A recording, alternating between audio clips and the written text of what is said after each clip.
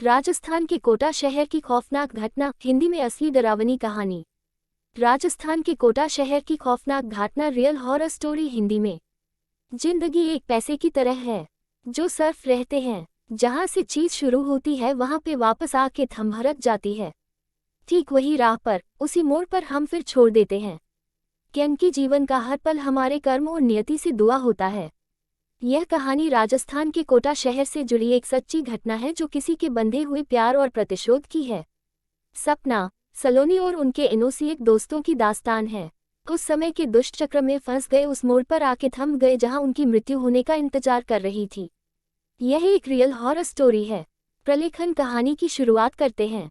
राणा साहेब एक बहुत अमीर और आलीशान महल के मालिक थे। उन्हें अपनी 10 साल की छोटी लड़की से प्यार हो गया था, लेकिन वो लड़की राणा साहब को अपने प्यार के मायाजाल में फंसा के उनका जायदाद को छीन लेना चाहती थी। एक बार उस लड़की ने अपने प्रेमी के साथ मिलकर राणा साहब को मार मार कर जिंदा जमीन में गाड़ दिया। राणा साहब चीखे चिल्लाए, लेकिन उस लड़की ने अपनी एक न सुनी। बाद में राणा साहेब ने मरते मरते ने तेज कर दिया कि मैं किसी को नहीं दूंगा, हर प्रेमी को मारूंगा। इस तरह मेरे साथ धोखा हुआ है, मैं हर प्रेमी को साफ कर रहा हूँ, मैं सबको मिट्टी में मिला दूंगा। या तो राणा साहब की मौत हो गई। उस दिन के बाद वो जगह और चमकी हुई थी। वहां जो भी गया था वो कभी वापस नहीं आ पाया था। आज भी राणा साहब की प्रेतात्मा घूमती है। रियल हॉरर स्टोरी, पत्नी का भूत। कुछ दिनों बाद उस हवेली पर एक प्यारा कपल वहां पे घूमने के लिए आओ। सपना, रजत और उन दोनों की सगाई हो चुकी थी, लेकिन शादी बाकी थी। सपना अपने घर में किसी को कुछ बताए बिना चांदी के साथ आई थी। सपना और रजत मजाक में उस जगह पहुंच गए जहां पे राणा साहब जो जिंदा दफन कर दिया था। अचानक रजत उस स्थान पर गिर जाता है और उसका पैर जमीन के नीचे घुसने लगता है। यह देखकर सपना डर है और मदद के लिए चीखने की आवाजें उठने लगती हैं, लेकिन कोई भी उसकी आवाज नहीं सुनता है। सपना जब उस घर में मदद के लिए जाता है तो उसे भी किसी का होने का आभास होता है। उसी घड़ी तुरंत सपना गिर जाता है और उसका कोई पैर पकड़कर उसी जगह खींच के ले जाता है जहां राणा साहब या रजत दफन हो गए थे। बाद में स्वप्न को भी उसी स्थान पर दफना दिया जाता है। कुछ दिन बाद जब सपना अपना घर नहीं पहुंचती है, तब उसकी बहन सलोनी अपने पति समीर और कुछ मित्रों के साथ उसे ढूंढती है, उस घर में पहुंच जाती है। समीर एक पैरानॉर्मल एक्टिविटी के जानकार हैं। जब वो सब उस घर पर पहुंचे तब समीर को पता चला कि यहाँ पर किसी बुरी आत्मा का वास है।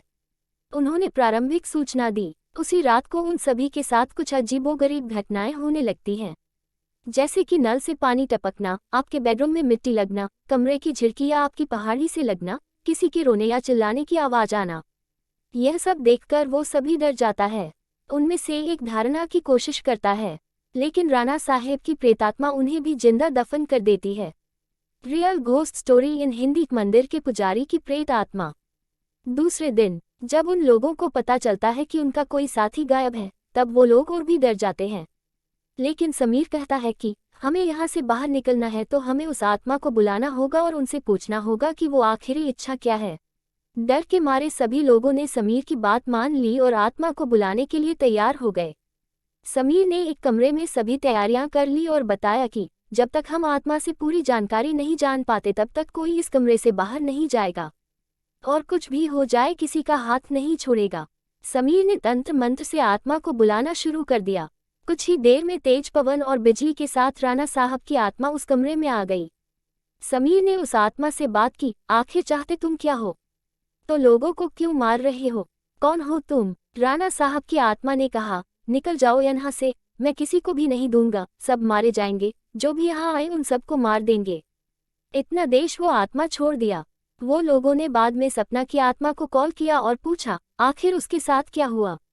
शंका की आत्मा ने उन सभी की दुनिया में बात दी और बोली, मुझे राणा साहब ने जमीन के नीचे दफन कर दिया है, कृपया मुझे यहाँ से निकाल दें।